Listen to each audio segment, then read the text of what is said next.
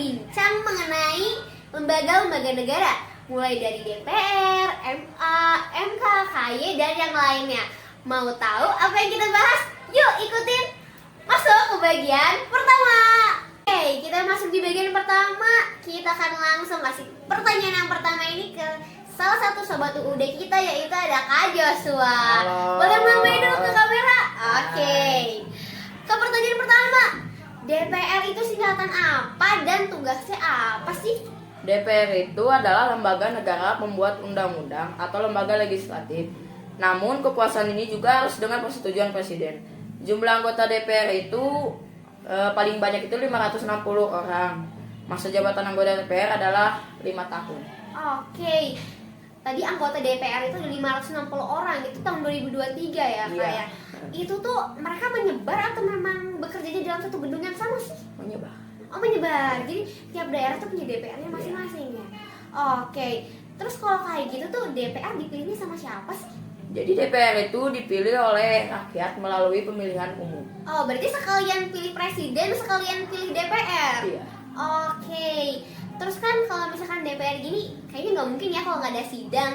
Sidangnya tuh mereka berapa kali sih, Kak? Kalau ketentuan dari sananya? DPR itu bersidang sedikitnya itu sekali dalam setahun. Oke, berarti kalau misalkan dalam setahun itu banyak banget masalahnya nih. Terus mereka mau sidang sampai 25 kali tuh boleh-boleh aja berarti Iya. ya. Oke, terus fungsi DPR itu apa sih? Fungsi DPR itu ada 3. Yang pertama itu fungsi legislasi. Itu untuk menetapkan undang-undang dengan persetujuan presiden. Yang kedua itu fungsi anggaran. Ada fungsi anggaran untuk menyusun dan menetapkan APBN melalui undang-undang. Bagi kalian yang nggak tahu APBN itu adalah anggaran pendapatan dan belanja negara Indonesia. Fungsi yang ketiga itu ada fungsi pengawasan. Itu untuk mengawasi pelaksanaan pemerintah oleh presiden. Oke, itu di fungsinya tuh. Berarti kan itu tugas-tugas mereka ya. Sekarang aku mau tanya deh, haknya apa sih? Hak DPR itu juga sama, ada 3. Ada 3 juga. Oke. Iya, yang Apa aja pertama tuh? itu hak interpelasi. Itu untuk meminta keterangan dan kepada pemerintah dalam menjalankan pemerintahan. Terus yang kedua itu hak angket. Ini tuh untuk melakukan penyelidikan mengenai kebijakan pemerintah yang diduga bertentangan dengan hukum. Dan yang ketiga itu hak mengeluarkan pendapat. Ini itu untuk menyampaikan pendapat atau usul mengenai kebijakan pemerintah. Selain itu, setiap anggota DPR memiliki hak untuk mengajukan pertanyaan, menyampaikan pendapat dan usul, serta hak imunitas. Oke, itu DPR ya. Oke, sekarang kita lanjut ke DPD dengan sobat UUD kita itu Gio. Boleh menyapa Hai. dulu ke kamera? Oke, sekarang aku mau tanya nih sama Kak Gio. Ya. Kan Kak Gio bahas DPD. Sebelumnya DPD itu apa sih? Jadi DPD itu singkatan dari Dewan Perwakilan Daerah. Jadi ini tuh lembaga baru dibentuk sekitar akhir tahun 2001 mungkin ya, lebih tepatnya itu 9 November 2001. Jadi ini tuh sebuah lembaga yang dibentuk untuk menampung aspirasi masyarakat. Oh, berarti kalau misalkan kita mau komplain nih, Pak ini jalannya nggak bener nih, jalannya rusak, itu langsung ke DPD ya? Iya, langsung ke DPD. Oke. Jadi setiap daerah juga punya 4 perwakilan. Oh, berarti kalau misalkan ngadunya masing-masing udah punya Wakilnya punya masing-masing. sendiri. Oke. Terus DPD sama DPR tuh beda nggak sih? Kan soalnya kan namanya mirip-mirip tuh. Sebenarnya bedanya itu cuma di tempat perwakilan mereka. Kalau DPR itu mereka mewakilkan semua rakyat, tapi kalau DPR itu lebih dikhususkan pada satu daerah aja gitu. Oh, Pada masing-masing daerah. Oke. Ya. Kalau tugasnya DPD itu sebenarnya gimana sih, Kak? Tugas DPD itu pertama ada mengajukan rancangan. Jadi mengajukan rancangan ini si rakyat ini minta untuk misalnya mengajukan suatu rancangan. Terus sama si DPD ini itu diterima. Nah, setelah diterima dibahaslah. Kalau setuju ya diadakan, kalau enggak ya ditunda atau diundur. Oke. Peran DPD sendiri itu apa? Peran DPD itu ada membuat undang-undang, mengawasi pemerintahan dan menyuarakan aspirasi daerah. Oke. Nah, sobat UUD yang lagi nonton nih, itu sekilas tentang DPR dan DPD yang bisa kita sampaikan dan kita bincangkan di bagian pertama ini. Mau tahu topik selanjutnya kita bahas apa? Lanjut ke bagian kedua. Oke, teman-teman semuanya, sekarang kita akan lanjut ke bagian 2. Sekarang di bagian kedua ini kita ditemani oleh 2 sobat UUD yang lain. Boleh perkenalan diri dulu? Oke, pertama dari saya dulu, kenalin, nama saya Leon. Dan saya ditemani oleh teman saya. Grace atau bisa dipanggil Cece. Oke. Kalian ini akan membahas apa nih kira-kira? Nah, di sini saya tuh bakal bahas tentang BPK. Oh, Nah, BPK. Hmm. Oke. Kalau Kak Grace sendiri membahas tentang apa? Hubungan antara BPK dan DPD. Oke, pastinya penasaran dong ya. Kita akan membahas apa sih hubungannya BPK sama DPD? Langsung kita sikat ke pertanyaan pertama. Boleh kalian, aku mau tanya deh. Boleh. BPK itu apa sih, dan boleh minta tolong diceritain sedikit aja sejarahnya BPK itu seperti apa sih? nah, seperti yang kita tahu ini, BPK itu adalah bank berkedudukan di Indonesia ini ya. Dan BPK ini berkedudukan di ibu kota negara dan memiliki perwakilan di setiap provinsinya masing-masing. Jadi di setiap provinsi itu pasti ada saja satu perwakilan dari BPK. Nah, dan BPK ini dibuat pada tahun 1947 di tanggal 1 Januari. Oh gitu, berarti memang sudah lama ya Sudah lama. sebenarnya ya. Terus kan berarti kalau BPK ini kan tadi aku dengar-dengar keuangan ngurusin Yes. duit ya, Waduh. ngurusin duit ya. Waduh. Terus duitnya dikemanain sih sama mereka? Nah, yang pastinya itu hasil pemeriksaan keuangan dari negara ini diserahkan kepada DPR, DPD, dan DPRPD. Oh gitu. Terus kalau BPK ini tuh sebenarnya sistemnya mereka kerja di satu gedung doang atau nyebar? Berarti nyebar ya tadi kalau aku dengar-dengar ya? Nyebar, mereka nyebar pastinya. Oh gitu. Berarti kalau misalkan satu daerah ini butuh sesuatu berhubungan dengan keuangan atau berhubungan dengan ekonomi itu mereka menghubunginya ke BPK-nya langsung. Oke. Terus kalau BPK sendiri itu dipilihnya sama siapa sih? Soalnya kan kalau DPR tadi dipilihnya sama rakyat tuh ya. Betul. Kalau BPK tuh dipilihnya sama siapa sih? Nah, seperti yang saya bilang tadi, anggota BPK ini dipilih oleh DPR dengan memperhatikan pertimbangan dari DPD dan diresmikan oleh Presiden ke anggota BPK. Oh gitu, berarti saling berhubungan ya Saling satu sama berhubungan. lain ya. Betul. Oke. Kalau misalkan satu sama lain tadi kan berhubungannya berarti BPK tuh sama presiden ya. Kalau selain sama presiden itu sama siapa lagi sih BPK tuh hubungannya? Selain sama Presiden sendiri, BPK juga pasti bekerja sama atau menjalin hubungan dengan DPD. DPD. DPD. Betul banget yang kalian bilang. Seperti BPK sama DPD itu ada hubungannya, dan ada dua hal yang menurut saya ada hubungannya antara dua ini, yaitu pertama menentukan anggota BPK yang tadi kalian bilang. Yang kedua adalah DPD memiliki wewenang menerima laporan dari BPK. Oh gitu, berarti kalau misalkan BPK udah ngebuat nih yang meriksa dulu DPD-nya Iya. dibantu dengan DPR. DPR. Begitu, berarti saling ya. Saling membantu. Oke, terus aku mau tanya deh, sistem kerjanya gimana sih? Apakah sampai melibatkan presiden juga nggak sih? Harusnya iya ya. Harusnya sih iya, Oke. soalnya awalnya kan BPK membuat laporan, laporannya bisa diminta oleh DPD, nanti DPD bisa DPR kalau mau membantu bisa membantu juga. Setelah itu akan diberikan ke presiden. Presiden akan membuat laporan RUU APBN. Oke, berarti di APBN benar ya? Iya, Di APBN itu nanti di situ akan terpampang kebutuhan ekonomi apa saja dan pendapatan ekonomi apa saja yang memang keluar di suatu negara tersebut. Oh iya, APBN itu anggaran pendapatan dan belanja negara. Oh gitu, berarti ngurusin ekonomi gitu Iya, gitu lah ya. benar. Oke, yang seperti teman-teman tahu juga di satu negara tentunya banyak lembaga yang saling berkontribusi juga saling satu sama lain berhubungan. Nah, di bagian selanjutnya kita akan bahas lebih kompleks lagi. Mau tahu kelanjutannya? Ayo langsung aja kita lanjut ke bagian 3. Halo Sobat UUD, kembali lagi bersama aku Ivi di bagian ketiga. Nah, di bagian ini kita akan ngebahas 4 lembaga sekaligus. Yang pertama ada Presiden, yang kedua ada Komisi Yudisial, yang ketiga ada Mahkamah Agung, dan yang keempat kita akan membahas Mahkamah Konstitusi. Oke, sebelum kita mulai, boleh dong perkenalan dulu.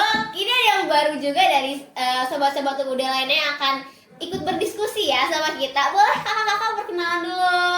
Hai, aku Vero.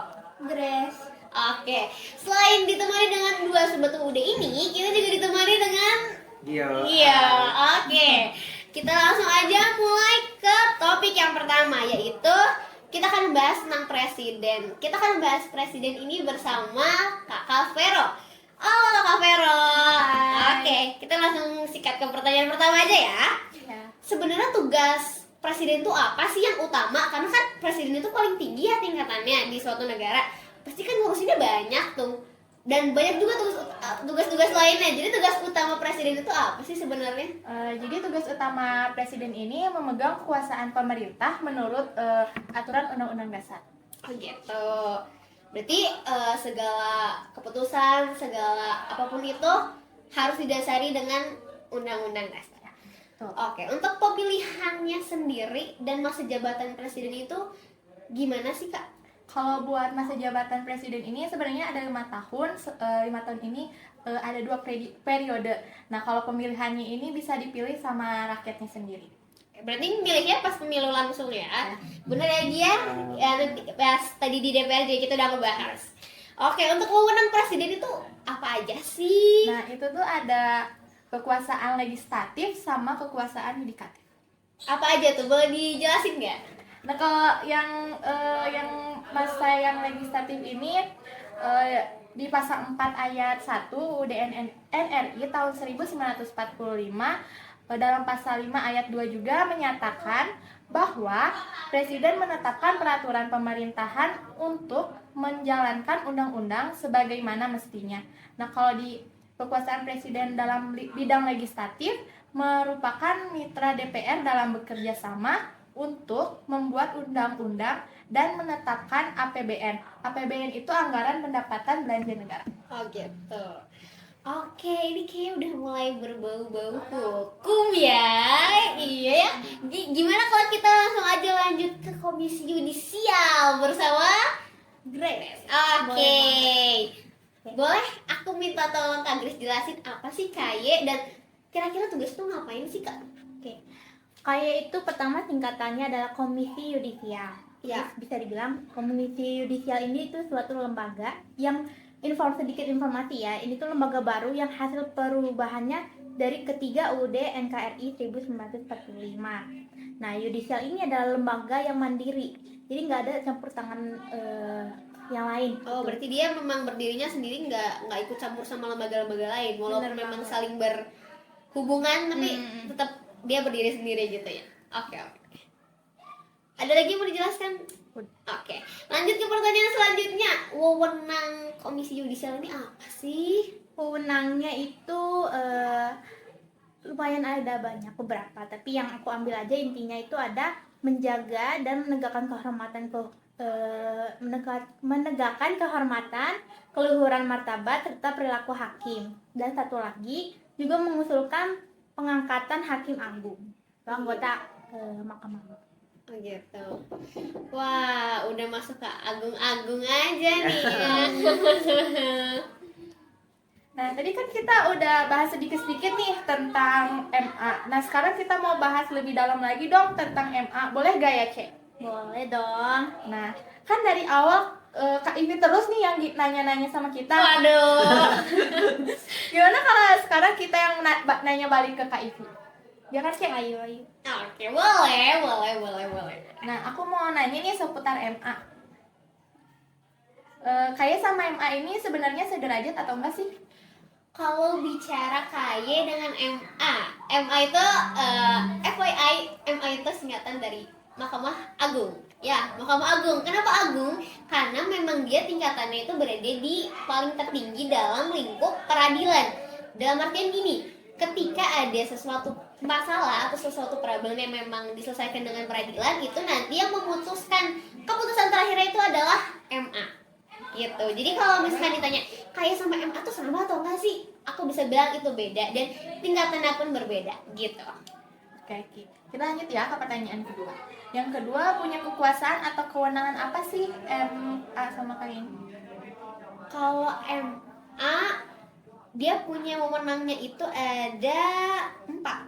Yang pertama itu wewenangnya itu mengadili pada tingkat kasasi. Jadi pada tingkat kasasi ini bisa dibilang gimana ya, ketika ada suatu masalah dan memang yang penuntutnya ini belum puas sama hasilnya, itu dia bisa minta lagi kasasi. Bisa istilahnya kayak sebuah keringanan, masih belum puas, masih ada yang masih harus dikejar nih. Nah, itu bisa permintaan kasasi. Terus yang kedua itu adalah menguji peraturan perundang-undangan di bawah undang-undang terhadap undang-undang. Nah, tuh undang-undang nggak jalan ya intinya.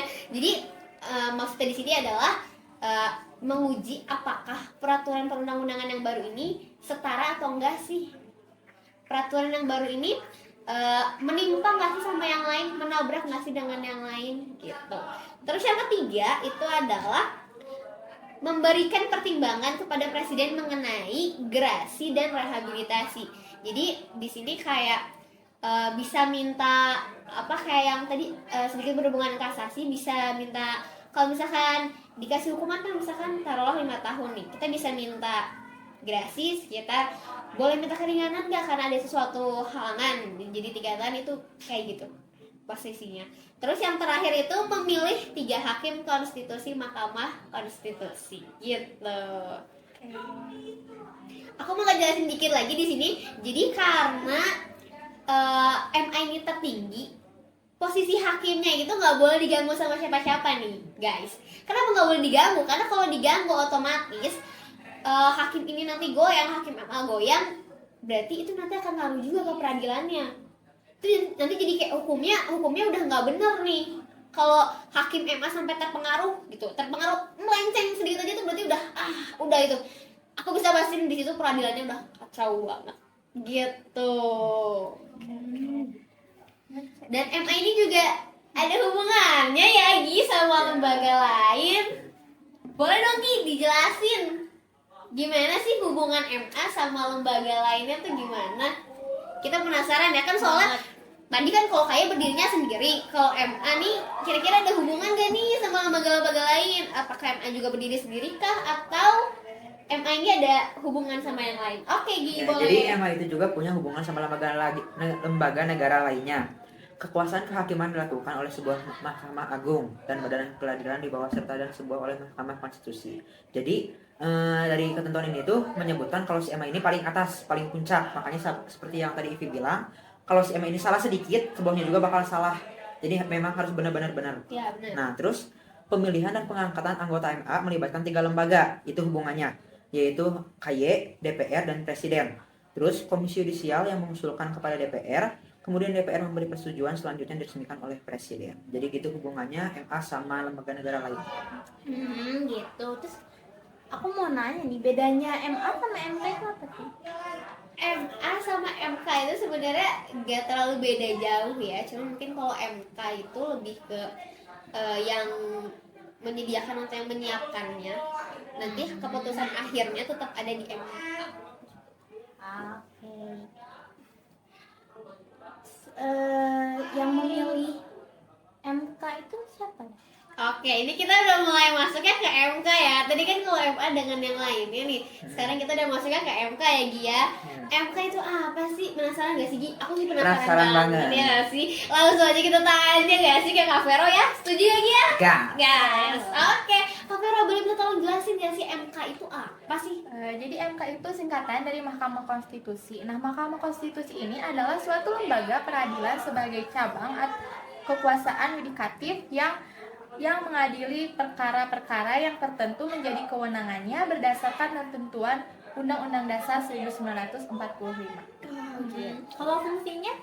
Fungsi Mahkamah Konstitusi ini yang pertama menguji undang-undang terhadap UUD 1945, terus memutus sengketa gitu, kewenangan antar lembaga negara yang kewenangannya diberikan oleh Undang-Undang Dasar 1945. Terus yang terakhir memutus pembubaran partai politik sama memutus perselisihan tentang hasil pemilu.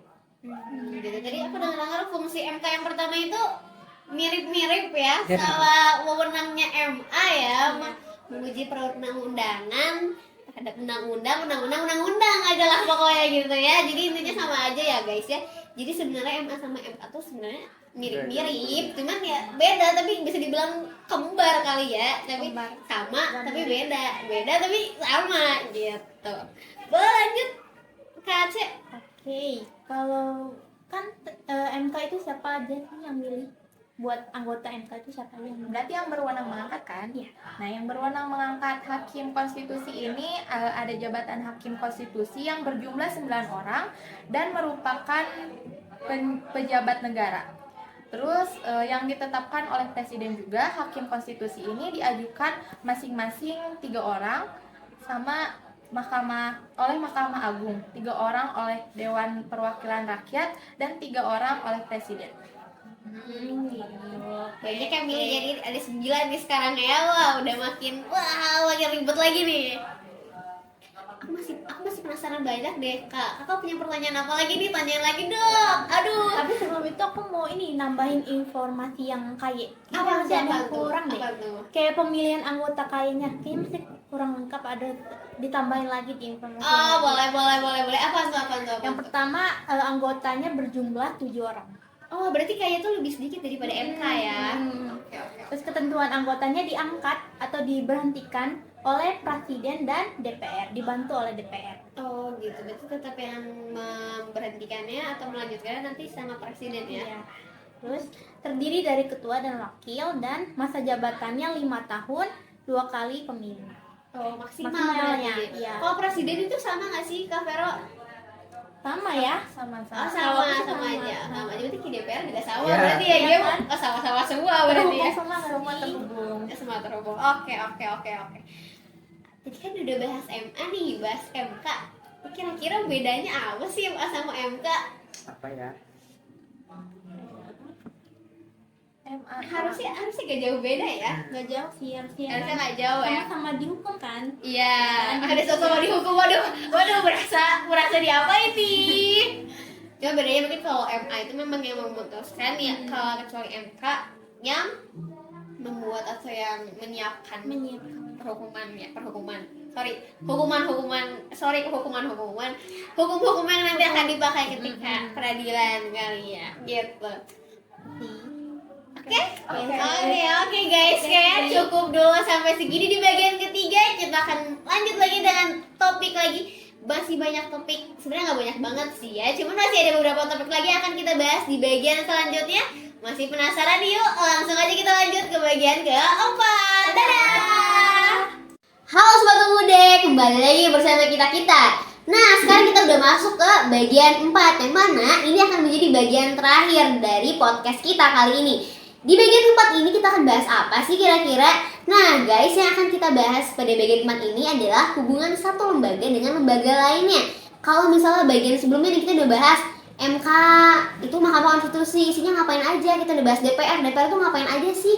Nah, sekarang kita akan bahas hubungan lembaga-lembaga itu dengan lembaga lainnya, ditemani dengan sobat-sobat pemuda yang ada di sini. Boleh berlambai tangan dulu ke kamera. Halo, guys. Boleh guys, perkenalan lagi. Ada yang baru nih, satu nih. Oke, mungkin kalau saya sudah tahu lah ya, saya tuh Kak Leon, dan di sini tuh ada guest star kita yang baru, yaitu adalah Amel. Oke, di sini ada Kamal dan ada kalian juga, ada aku sendiri Ivi yang akan menjelaskan bagaimana sih hubungan lembaga itu dengan lembaga lainnya. Betul sekali ya kalian? Betul sekali Kak Ivi. Karena yang seperti kita tahu juga dan yang mungkin yang kalian tahu di bagian sebelumnya itu Kak Ivi dengan tim UUD lainnya sudah membahas tentang hubungan antara presiden dengan lembaga lainnya seperti DPR, DPD dan lain-lain. Nah, di sini tuh kita tuh bakal ngebahas tentang hubungan antara MPR dengan yang lembaga lainnya. Betul Kak Ivi? Betul. Aku di sini akan coba menjelaskan bagaimana sih hubungan MK dengan lembaga-lembaga lainnya. Boleh dong ya? Boleh lah. Oke, langsung aja kita mulai.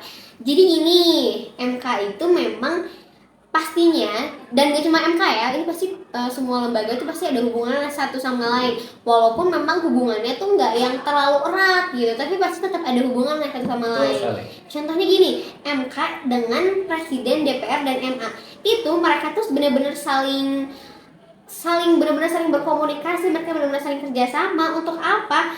Karena gini, dalam anggota MK itu yang memilih kan ada 3 ya, DPR, presiden juga MA. Jadi dari 3 lembaga presiden, DPR dan MA ini, mereka pasti karena mereka turut terlibat, turut memilih anggota MK yang berjumlah 9, itu mereka pasti tetap ada ikut ambil bagian, ikut kontribusi. Karena nggak mungkin mereka lepas tangan. Mereka yang milih kok mereka yang lepas tangan gitu. Terus hubungan dengan BPK. BPK itu kan ngurusin keuangan nih. Nah, jadi hubungan MK dengan BPK tuh sebenarnya nggak terlalu terlalu erat gitu. Ya. Cuman karena mungkin kan kalau ngurusin keuangan gak akan jauh-jauh dari yang namanya korupsi. Nah, itu. Makanya kenapa BPK juga tetap butuh MK. Gitu. Terus lanjut ke hubungan MK dengan DPD dan KY.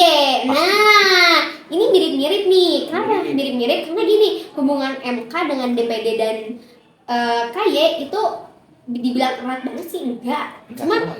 Cuman apa ya? Mereka tetap erat gitu hubungannya. Karena gini, walaupun nggak punya hubungan erat, punya hubungan langsung, mereka tetap perlu namanya penghakiman ketika terjadi pelanggaran atau pelencengan hukum-hukum. Seperti itu. Gimana nih? Udah ngerti dong ya? Oke, sausnya udah pada ngerti nih. Harusnya ya. Oke, tadi kita udah bahas tentang MK dengan Presiden, DPR, terus ada Mahkamah Agung juga, bahas BPK, bahas DPR, bahas KY. Ada satu nih kalian yang kurang. Aduh, apa ya? Gini loh, kita kayak dari awalnya udah bahas DPD, DPR, DPR. Itu sebenarnya mereka siapa sih? Kalian tahu gak sih? Apakah mereka itu membuat suatu organisasi yang dimana menggabungkan semua itu? Iya, aku bingung ya. Itu namanya mirip-mirip lagi ya. Mirip. Akhir-akhirannya pasti R. Depan-depannya DP gitu ya? Iya. Langsung aja kita tanya sama Kak Amel ya. Apa sih sebenarnya MPR itu, terus anggotanya siapa yang milih sih kalau boleh tahu? Kalau untuk MPR itu kan Majelis Permusyawaratan Rakyat ya. Ya. Jadi anggota-anggota MPR itu ada DPD dan DPR. Nah, anggota DPR dan DPD itu dipilih oleh rakyat melalui KPU, yaitu Komisi Pemilihan Umum, dan itu terjadi selama 5 tahun sekali. Tuh Kak Leon, ternyata bener ada hubungannya ya. Betul. DPR dan DPD itu ternyata menjadi satu, namanya MPR.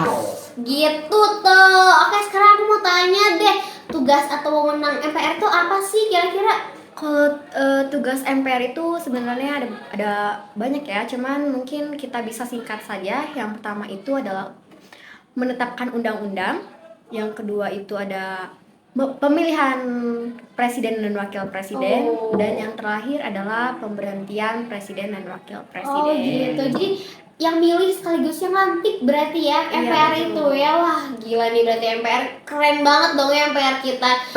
Presiden aja dipilih sama MPR bro. Paling berkuasa berarti ya? Iya bener banget. Sekarang nih masa kerjanya MPR tuh berarti tadi kalau aku dengar sama ya berarti Iya, ya. sama. Berarti 1 kali periode tuh 5 Tahun. tahun ya. Dan maksimalnya memang 2 kali periode. Iya. Ya. Oke, gitu loh Kak Leon. Aduh. Gitu tuh. Oke, sekarang ini kan kita udah bahas MPR-nya aja, nggak seru dong Nggak. kalau nggak dihubungin sama lembaga lainnya, ya nggak? Aduh, kan banyak hubungannya. Iya bener banget.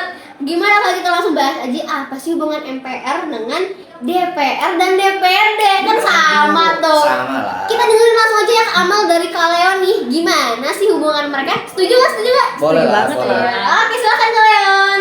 Oke. Jadi hubungannya itu adalah kan di anggota DPR dan DPD ini kan bisa gabung dan menjadi MPR. Benar banget. Seperti yang Kak Amel bilang.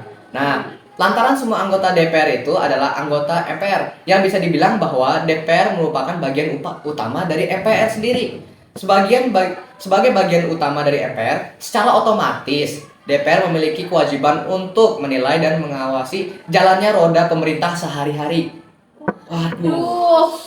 Aduh ngeri nih. Itu berarti kalau ada yang nggak bener tuh langsung diluruskan gitu Luruskan, ya. nggak bisa. Saya kerja sama gitu ya.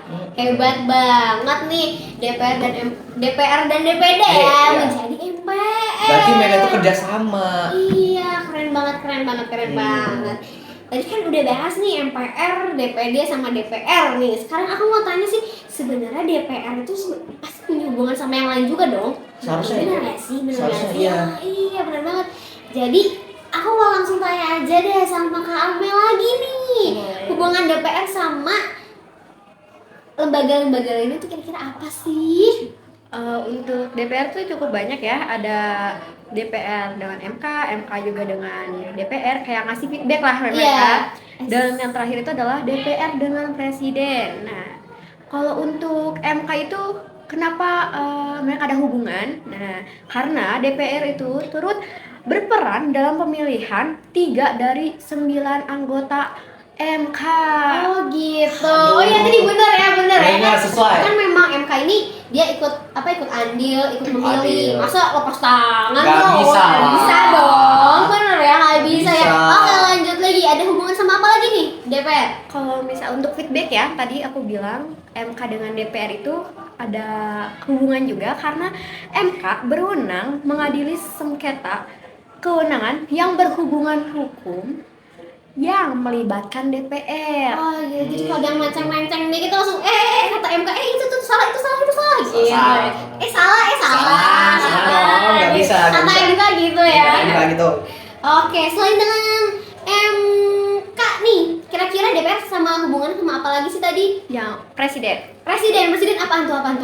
Kalau presiden, hubungan dengan presidenku ada tiga hubungan, ada tiga bentuk kerjasama, yaitu satu menetapkan undang-undang. Jadi undang-undang yang selama ini ditetapkan oleh negara itu dibuat juga oleh DPR. Nah, terus yang kedua itu ya kayak dibilang dari awal, pemilihan dan pemberhentian presiden dan wakil presiden. Iya bener banget, kalau yang tadi kan MPR kan udah melantik, udah memilih, pasti ikut dong ya, ikut Harusnya. andil gitu. Ada lagi Kak Mel? Sepertinya cukup ya. Cukup, oke. Jadi kan udah bahas DPR sama MK, DPR sama presiden. Sekarang aku mau bahas DPR, DPD sama MPR. Kan gak lengkap dong itu kalau itu satu keluarga itu masih dipisahin bro. Gak enak dong. Coba dong Kak Amel jelasin hubungannya apa sih?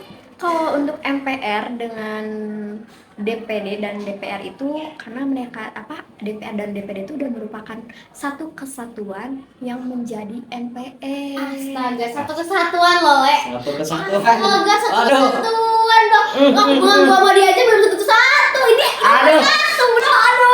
Bro. Ini aduh.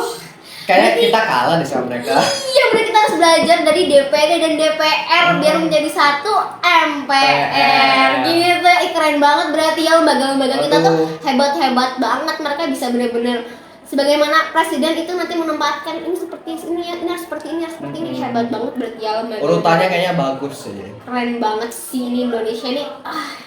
Aku cinta Indonesia deh kalau gitu deh.